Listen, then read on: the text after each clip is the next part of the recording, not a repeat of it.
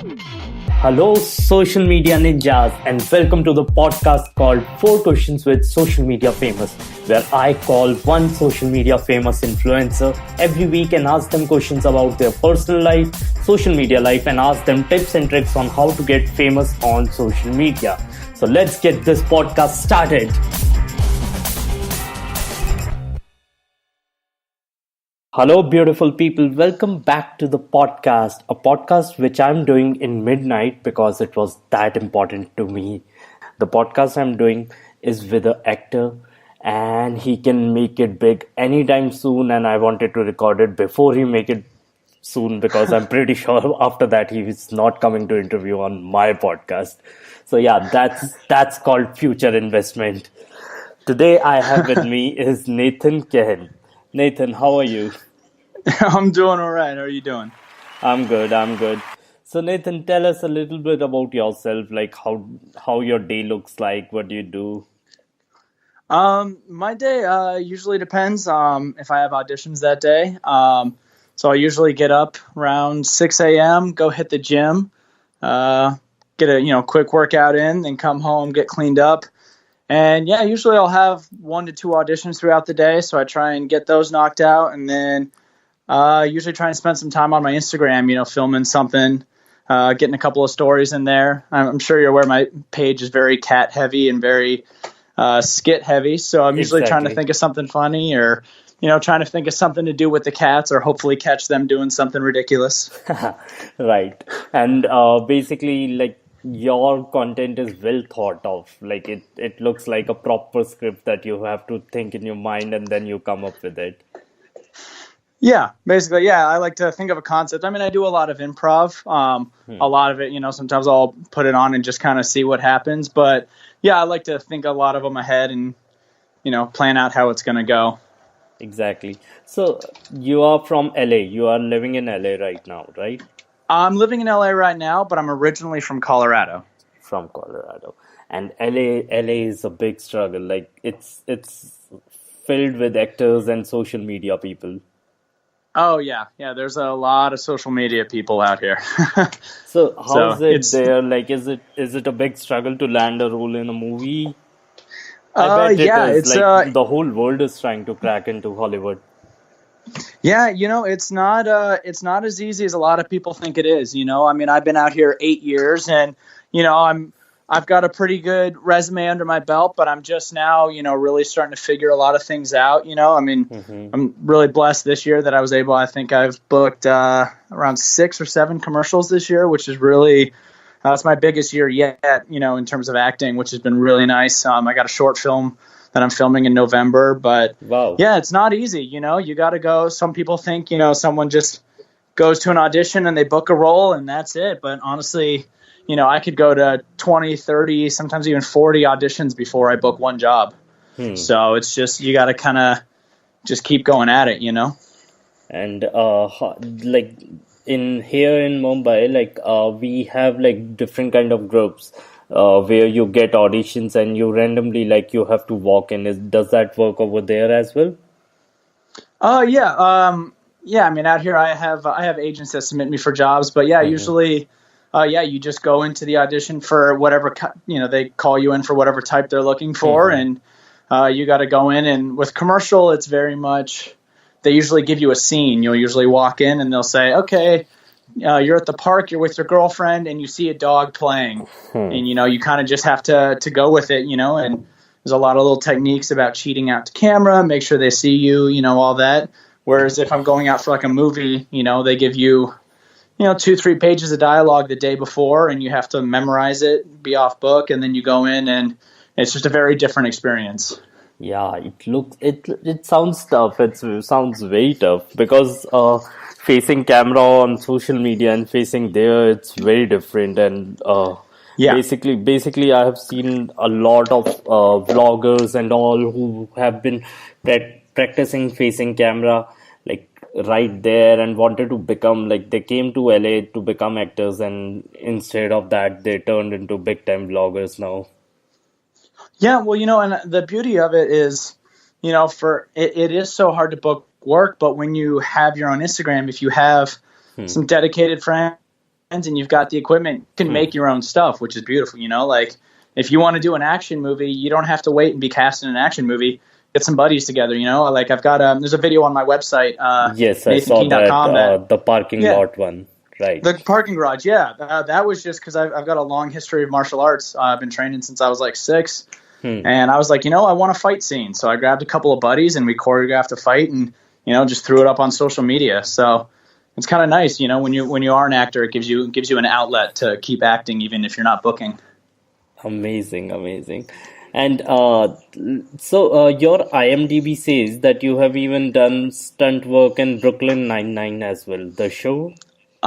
Yeah, I did that. Oh man, it was a couple of years ago. I played a drug dealer, and the SWAT team raids the place, and basically I just get tackled by a SWAT guy and thrown to the ground. So pretty simple role, but yeah, I had to take a couple of tumbles to the ground over and over. Yeah, but working with that team itself is a very big deal, I bet. Oh, absolutely. No, it was really cool being on set and getting to be stunt level and not extra. You know, it was nice actually getting to be part of the crew. It was cool. That's so cool. So tell us about your cats. Well, let's see. So, excuse me. So I have 3 cats, and my roommate who I live with, he has 1 cat. My cats there's Pickles, which everyone knows, he's the big gray one. Right. I got him from my original, one of my first roommates out in LA. He'd gotten Pickles, and we just weren't home enough. You know, we were busy, weren't giving him enough attention, so I convinced him to get a second cat, which was Ginger, the orange tabby that I have. Right. I split her with him, so technically they were his cats, and 2 of them became best friends. And then he was moving out, and he was thinking, he's like, you know, I might get rid of one of them. I don't know if I want 2 cats, and I honestly I couldn't let him split them up. You know, they were such good friends, so I told him I was going to take them. So I took those 2, and then a couple of years later, my ex at the time, her mom found a little 5-week-old kitten who's Annie. She found her on the side of the road, and they asked if I would take her temporarily. And I said, sure, brought her home. And sure enough, Ginger pulled her in and treated her like it was her kitten. And then I didn't have the heart to split them up. So that's how I got little orphan Annie. And then, moved in with my roommate. And after about a month, he said, you know, I want to get my cat from my ex as well. And I went, oh. Go for it. We already got 3. You know, it's already crazy. Let's go for 4. So that's how I ended up with 4 of the little guys. And that turns out to be your content, and that's giving you a lot of content. And you also got Shoutout from 9gag for one of your skits. Actually, they've actually done. They've shouted me out twice now. They were actually one of the ones. 9gag and Unilad were 2 of the big groups that helped me get my start.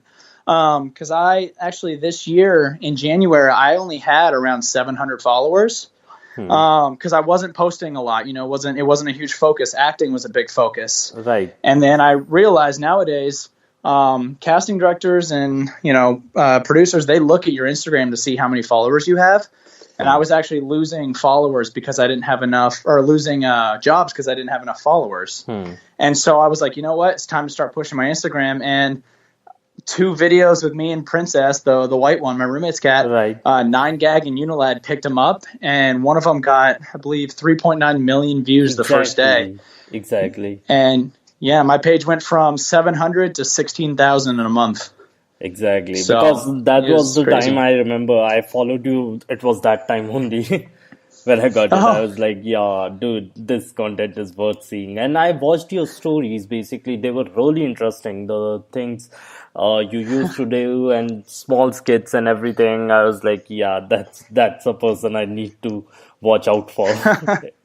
Yeah, and I had gotten away from doing a lot of that stuff the last couple of months. I've been distracted with work and personal life and all that. And I just, in the last couple of weeks, actually have said, you know what, I got to get back to this. I miss it. So you'll notice I've got 2 new skits up, me at the gym today, which is actually based on me actually forgetting my headphones this morning for my workout. And then the skit yesterday with me catfishing with Princess. I was just like, it's time to start putting out some more content and get back on my phone. And it's been really nice. It feels good to get back and have people liking and commenting. And sending fun DMs, and so It's good, and your content is genuinely good. Like this can I can totally see this one getting like big in very, because see, if you're doing funny things and the top industry people, especially 9gag and all that, have picked you up, then your content is worth it. Then it says that you should go for it, and it's gonna create a name for yourself itself. no, thank you, appreciate that. All right. All right. So this question from one good-looking guy to another: how do you manage? How do you manage girls hitting on you all the time? I bet. I bet. It's funny because I get a lot of interesting DMs from girls, and it's actually it's extremely flattering, first of all, but and it's also, if you have a good sense of humor about it, it's really funny. You get the girls that'll message or comment under a video, and because of my following, I've got around 26,000 now. They don't expect me to respond or comment back, so they kind of they'll comment and say, oh, I hope this guy, like, I would marry this guy, or this guy needs to marry me. And then I'll go comment underneath it and be like, that's a terrible proposal. You didn't even get on one knee or buy me dinner first. And they get so embarrassed. It's really entertaining. It's a good time, to be able to joke around with people, and they all seem to have a good sense of humor about it. So I wouldn't say it's a burden by any stretch. Actually, obviously it's just fun. It's fun getting really a bunch of people who are, yeah. Okay, awesome. And so you live in LA. Have you crossed path with any famous vlogger or Instagrammer, anyone that you have met in person? Famous vloggers or Instagrammers. There's a couple. I have a really good friend. She's one of my best friends out here, actually. She's an Instagrammer, but she does more. She's more cannabis themed, but she's almost to 200K right now. She's a very big name in that world. And then her name is Koala Puffs on there. And then I've got a couple other friends that are makeup bloggers out here. The funny one that a lot of people, there's another guy out here he has a big following for his cats as well. He has an orange cat. His name is Travis something. I'll have to look it up. But he has a lot of videos with him with his cats working out, and I think he's at 1 million followers. But anyway, he works out at my gym, and so it's funny. A lot of people will send me his content and be like, "You should try and meet this guy someday." And it's funny because we're usually working out, 2-3 machines away from each other, and these people, message us like we're worlds apart, and so I always find that entertaining. Amazing, nice. And I think you should connect more with social media people, because to grow your followers, you will need a lot of collaborations. And for your kind of content, I bet anyone would be love to shoot some skits and everything with you, because nowadays it's not about how many followers you have. People actually need someone for content itself, and they would love to shoot a skit with you. Like, you should go ahead and approach more famous Instagrammers and all to do content. Absolutely. And to be perfectly honest, I would love to collaborate with more people. For me, it's just a matter of, one, I got to find people that are in that kind of same genre as me. And I want to find people that it's genuinely going to benefit the both of us equally. I'm sure there's a lot of people out there that would go to somebody who has, 600 or 1 million followers and say, hey, we should film together. For me, I feel weird going up to someone who obviously I'm going to benefit way more out of it and saying, hey, let's do this. Because I do what I do because I love doing it and I want my page to grow. I just don't want to get into a point where I'm only doing things, and not taking advantage of people, obviously, but, only partnering up to grow things, so I want to make sure whoever I go with, it's going to benefit us both. We're going to be able to get some good content together. So, but definitely need to, I think, explore a little bit more and see who's in my wheelhouse. Exactly. So, last 3 questions. Basically, Okay. Are you planning to use social media as a medium to land more roles? And how are you planning to do that? Absolutely. Honestly, well, first of all, in the commercial realm, like I said, it's actually become, and even in some of the lower budget films, the number of followers you have plays a very large role in what you can book, because they look at it as free advertising. If they hire me in their film and I've got 20, 30, 40, 50,000 followers, I have a higher chance now of booking it because I've got those followers behind me that are going to give that movie attention. So that is definitely one way I'm helping to do it. And another way is too is like I've filmed a couple of little small dramatic scenes with my cats, and I try and keep them funny, but part of filming these and editing these and putting these skits together is to kind of show people that I can do different genres, I can do different kinds of things. So if a casting director or an agent stumbles across my page, they're going to look, and then they're not just going to see me, not saying I won't do this never, but they won't just see someone standing shirtless by a pool, in every photo. They're going to say, oh, this guy's doing comedy, he's doing serious roles. Oh, this is funny, this is clever. It's going to give them a wide variety of what I can do, hopefully. And hopefully, you never know when you might get lucky and someone might just bring you on. Yes, eventually it turns out to be a cool resume. Yeah, exactly. Awesome. And I would like to ask you your favorite influencer. My favorite influencer. Right. And why? I gotta say, and because there's a lot of influencers out there, but Nicole Arbour's page, she's kind of a comedian. She does little rants and stuff like that. I follow her and watch her stuff from time to time. I gotta say, I got a lot of respect for her because she has a lot of views that aren't popular right now. And she always sticks to her guns. She does funny skits, she does funny videos, and she takes a lot of heat from it, which is not, people don't realize, even though you've got a huge following and you're getting 200 messages a day, one negative comment can really take you out of it and really bring you down. And she takes a lot of heat and she stands by what she does. And I got to give it to her. Her stuff's funny, and I got a lot of respect for someone who can take that much heat and keep going. So. Awesome. I need to follow her and check her out on regular basis then. Yeah. No, she's got some funny stuff. All right. So last question would be, give some tips to our listeners and other people that how they can use their social media to present their art, or how they can use their social media to get famous. Honestly, it comes down to one, posting regularly. If you just post once every few months, you're not going to get that consistent engagement. Using your stories a lot really helps bring people in. And also just post things you're proud of. If you're looking to do music, put some music up there, put some recorded, playing guitar, doing, find a cool niche where you kind of make it a little music video. Don't just post a picture of your guitar, post a picture of your breakfast that morning, like post some things that you think other people that don't know you are going to be interested to watch or are going to laugh at.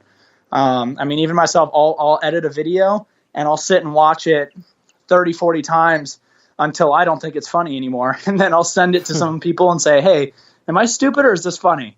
And if they come back and they say, hey, it's funny, I'll post it, So just try and look at other people's perspective and see what they might think is entertaining to watch, and then try and do something for them, not just necessarily what you find interesting. Because a lot of things that I find interesting, other people don't find interesting. You got to kind of find your niche and just own it and just put it out there. Awesome. That sounds really good. And I hope that soon you become a big star and you land fingers crossed really big roles, so that I can go and brag, oh dude, you won't even believe that I did a podcast with him. And it was my prediction. It was my prediction in my podcast. I told him that he's gonna get big. All right, but if your podcast takes off, you need to have me back on. Oh, this goes both ways. For sure. I'll do another follow-up interview, how our lives are right now after 6 months or so. Love it. Awesome. Thank you so much, Nathan, for doing this. And thank you so much. I hope I get to see you soon in person if I ever come to LA. Absolutely. Yeah. Hit me up if you're out here and I'll show you the town. Awesome. Thank you so much. Bye. Bye.